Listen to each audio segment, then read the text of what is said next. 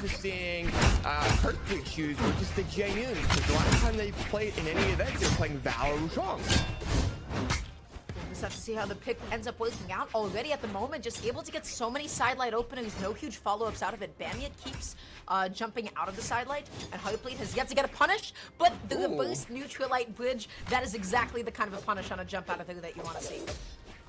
Yeah, Heartbleat is having a lot of neutral control over Bamya, and Bamya is starting to take it back a little bit here, getting this neutral light with Axe, really just trying to get a dodge read on the Heartbleat, and we've been seeing a lot of that double neutral light lands on Heartbleat, and Bamya almost in that signature. The weapon sword recovery does go and land and save them from getting knocked out by Heartbleat, but it's a lot of back and forth between these players. Heartbleat missing that sword combo, but lands the second one, and might lead to knockout, but they knock themselves out, it looks like. Yeah, just giving Bamya a bit of a hand. Bamya just going to be going up in the stock lead at the moment. Not too significant of a stock lead, but he can easily run away when he's fighting against Zol. He gets that one D-Light, he gets that one down air. Okay, he's trying to get something going, looking through the dodge read. Gets the D-Light. Oh, this is so huge. Bamya is putting on so much damage. He is, and the thing with Heartbleat is going to have a rough time knocking out. He does go and knock out with the triple piece combo with that greatsword, but greatsword has a lot of difficulty with comboing and knocking out, and that allowed for Bamya to go ahead and come in and say, hey, I got some damage on you. But Heartbleat's now coming in with these fantastic greatsword combos, leading Bamya into the orange, and might have an opportunity of doing a knockout option early, but Bamya says otherwise with that two-piece knockout, and Heartbleat's down to that final stock already. Yeah, that was such an aggressive edge guard too. Bamya at the moment just occupying the gets that side light, not able to get the side follow-up though. Okay, this is huge. Landing in with the down air. How do you land against greatsword? This is so dangerous. Heartbleat really wants to be able to catch that landing, but unsuccessful in doing so. And Bamya is running away with this lead. Yeah, and Bamya does almost get knocked out, but the ceiling of Demon Island's so high that, you know, Heartbleat can't get that knockout option. They might have to go in for some recoveries, maybe go in for some falling side air options that can go in and have a lot of force, but Bamya having this overall neutral control, getting a double neutral light, and that is a way to go ahead and knock out Heartbleat in game number 1. And Bamya really showing off that, hey, there's a reason why I 3-1'd you in the Bearded Brawls event. Yeah, Bamya just was able to jump in on Heartbleat for like that last stock and a half, because every single time he was just up in the air, Heartbleat was on the ground trying to be able to catch a landing with sidelight or something, and Bamya did not feel particularly threatened. And the great sort of thing kind of happened, which is, hey, sometimes you're just not landing your sidelight, sometimes you're just kind of stuck on the ground, and your opponent keeps whiff punishing you. And it felt like Bamya was just able to successfully avoid every single sidelight attempt from Heartbleat on the ground. Yeah, for sure. And now we're going into game number 2. Heartbleat still on that Jaeyoon, and that Jaeyoon is definitely a unique pick that I didn't expect going into this matchup tonight. And I mean, they're doing very, very well with the combos, but it comes down to them being able to really maximize on the knockout opportunities. They're having a rough time doing that. They might have to go over to that sword option as well. But right now, so far, they're knocking Bamya around with that greatsword, but Bamya just now picking up their weapon, has cannon. Has cannon in hand, down air. Okay, just gonna be holding onto the stage hoop, probably threatening with like a D-Sig, or at any time that Heartbleat thought that you could possibly get back on. Bamya dealing so much damage. It is so scary to be off stage against Zol. Yeah, and that Zol, I mean, if it goes for a 3-piece, it can go ahead and combo and knock you out almost instantly right after that. Heartbleat getting that dare into a neutral signature knockout though, and Bamya now coming back, probably going to have that axe as a weapon spawn.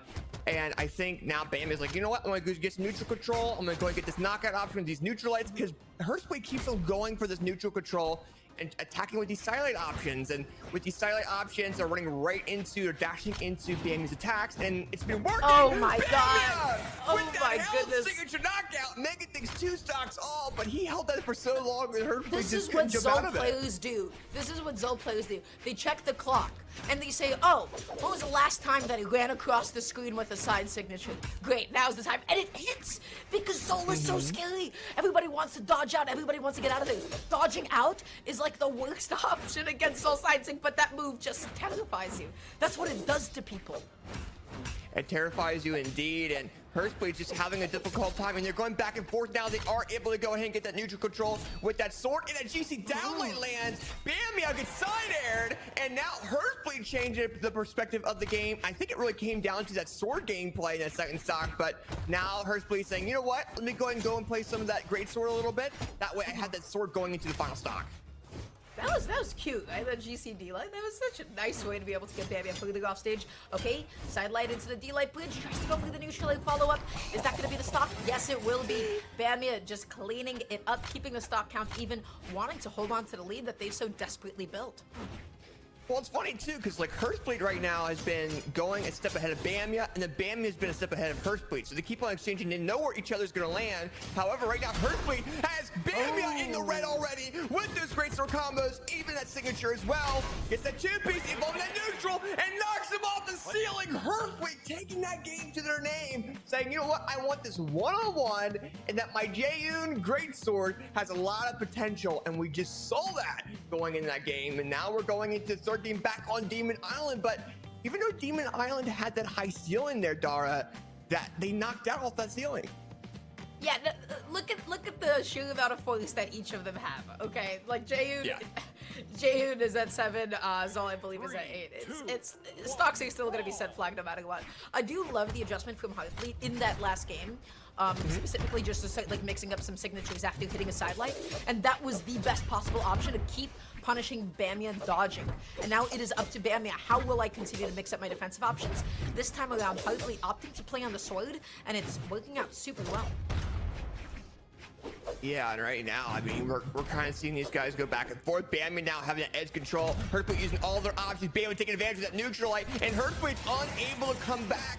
And what I'm seeing a lot from a lot of these players is they're reading the jumps that each other have, what the recovery options are, and then really maximizing on that. When Heartbleat used all their jumps and their opportunities, Bamya get that main punish, but now with Heartbleat on their second stock with that Jaeyoon, Bamya's going to have to, you know, move around to try to keep that neutral control, or else Jaeyoon combos are going to go crazy.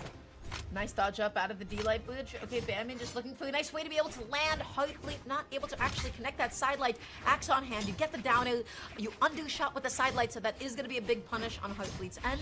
Side light, and there it is again and again, just keeps punishing Bamya's dodges out. But that time, Heartbleat dashed in with it. That was so cool. Bamya was not ready for that. Bamya thought, hey, I'm going to dodge out. I don't have to worry about that, just like last time. And then Heartbleat was like one step ahead. Yeah, Heartbleat definitely reading that, but he's been using a lot of his options off the edge, and Bamya's been getting the punishes. So if you're Heartbleat, you need to get that edge control and get back on that platform. But Bamya's saying otherwise with the offense down signature knockout, and Heartbleat down to the final. And Bamya definitely having a lot of this edge control. And if you're Bamya, you want to have Heartbleat off that ledge. You want to have them in that weird control. But once they pick up that sword, that's the thing that Bamya needs to improve going against, because Heartbleat's been getting these sword combos just like that, leading into some down lights, into maybe some side airs, gets the dare side air option, and then misses the side air, missing that main opportunity, and Bamya with the ground bound knockout! That wasn't just a knockout. That was a disrespectful knockout. When your opponents are already down and you're just like, I need to prove a point. I need to make you feel something. Heartbleat definitely felt something. The bottom blast zone. Bamya going to be taking game number 3 here. Let me try to think about that game. Heartbleat this is the same thing that happened game 1, right? Which is just overextending off stage. You don't have enough resources to get back on. So that was a bit of an unfortunate SD. I don't know why Heartbleat kept going out there with the sider. I don't know what the intention was. You already burned so many resources going through the down air jump sider. So that was just a huge commitment. I don't know either. I think a lot of it is they're trying to find these different options and trying to bait Bamya, Bamya off the ledge a little bit and try to get these knockout options, which has been working in the past, but they're going too far out. You know, there's a level of comfortability and doing too much. I think they're doing that too much area so far, and they're just getting maximized on Bamya. As we go into game number 4, though, we got Heartbleat on the character that they've picked in the past, which is the Val. They swapped off the Jaeyoon. And it makes sense, though, because the sword is what they've been doing very well with. It does, and let's see what the Gauntlet's going to be able to offer here. Maybe Heartbleat's going to be able to find some more openings. Now you get to play as the aggressor. You get to be the one that's jumping in, looking through the jump lead, just getting in Bamya's face, waiting and with punishing. Commits to the neutral light. It doesn't end up connecting. Bamya finding a neutral light of his own, side light, and then almost has that lead. Just waited a little bit, but sometimes with cannon after you hit a side light, it can be so difficult to get that follow-up. Your opponent has so many dodge options. Yeah, and I think Heartbleat now is just trying to mix things up here. It's old reliable, and right now the Bamya is saying, oh, there goes your old reliable here. I'm gonna go and throw you around a little bit, get that axe neutralite, throw you off the ledge, and now have edge control. That's what Bamya's been doing very, very well at. Oh, but Heartbleat taking advantage of Bamya's mistake, and is able to come back to that ledge. Come back to ledge, but not for too long. Bamya just going to be able to take out that stock there. And yeah, so what Bamya's already doing, Bamya is preemptively already swinging behind him, just catching Heartbleat, because that's what you do with, you know, gauntlets, and that's what you do with sword. You try to keep crossing them up, you make them whiff, and then you get that punish. At the moment, though, Bamya coming in with the side A, just dealing so much damage. Heartbleat has not been able to find a way to stop the bleeding until they finally get that D-Light punish. Okay, you're going off stage, you eat the recovery. Heartbleat, you're so aggressive off stage, but it's finally working out with the down A. Yeah, and now we're kind of seeing, you know, Bamya having this weird advantage here over Bamya or over Heartbleat, I'm sorry. And overall, Heartbleat has been trying to go in with these gauntlets, and it's been working a little bit now, but they're landing so many attacks. It's not doing a lot of damage on and on, but as it's been going on, Bamya keeps on running into this gauntlet dare neutral layers. And then you're seeing Heartbleat trying to mix his things up a little bit with the GC sidelight, trying to go for these different options. And Bamya is using their dodges very awkwardly, and Heartbleat just punishing them with those gauntlets, already having them in the red. Yeah, but Bamya is still not going to be going down quite yet. Finally connecting that neutralite. Heartbleat, you're stuck off stage. How do you make it back on? But you just eat a side O to the face instead. Bamya still holding on to the second stock. That was a tragedy that the sidelight recovered from before he didn't end up KOing. And now Heartbleat is suffering for it. Yeah, if you're Heartbleat, you gotta be like, I gotta go back to sword, I gotta get to the downlight sider options, the options that they know will work, but now they're going in for some risky options too, which I saw a lot of yesterday, which is off-edge reversal neutral signatures, and that's what we just saw from Heartbleat. But now, at least Heartbleat to the ledge, they are able to get the downlight recovery, but once they're off that ledge, they're getting so much damage dealt to them, they have to be very careful. Okay, Bamya, what's going to be the weapon that we pick it up? I forgot what's on rotation. It's going to be cannon at the moment. Okay, backing off a little bit. You can't be whiffing neutralite in neutral when you gauntlets, because this is exactly what happens to you. You get the neutralite though, Heartbleat extending off stage, being nice and patient, but then a little bit more active than you thought it was. The desync does end up connecting, and now all of a sudden Heartbleat so deep into the red. Bamya just needs a sidelight sider. You're on axe now, so what are you looking for? You're looking for a sider, you're looking for a ground pound of recovery. That's a downer. Okay, you're not able to get this juggle going, and Bamya with the end sig. It does go unpunished though. Yeah, and that allows for Bamya to go ahead and try to go get some options on the Heartbleat, and now Bamya does go and get the axe down light, now picking up cannon, weapon starving Heartbleat, realizing that if they pick up that weapon, that might be in their favor of Heartbleat. Now you're seeing Bamya with this neutral control trying to dodge dance a little bit, gets the neutral light, and that's it. Bamya going ahead and taking that game to their name, and really showing that, hey, this is the reason why I've been winning. And I think overall, I mean, that JM pick was good because it was mixing up Bamya, but at the same time, the edge control that Bamya had was insane over Heartbleat. Yeah, the edge loading, of course, like